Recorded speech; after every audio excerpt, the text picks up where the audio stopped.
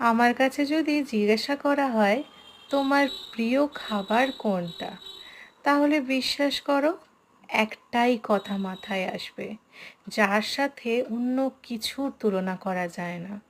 তা হলো গরম ভাত, সাথে কাঁচা লঙ্কা আর সামান্য পরিমাণ একটু নুন, আর ইলিশ মাছ ভাজা আর ইলিশ মাছ ভাজার তেল।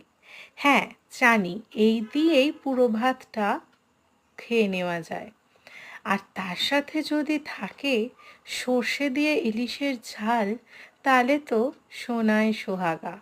বিশ্বাস করো, সেদিনের খাবারটা খুব তৃপ্তি করে খেয়েছিলাম। সর্ষে দিয়ে ইলিশের ঝাল সামান্য কিছু উপকরণ দিয়ে বানিয়েছি, তবুও এর টেস্ট মুখে লেগে থাকার মতো হয়েছে। অপূর্ব সব রান্না হয়েছিল।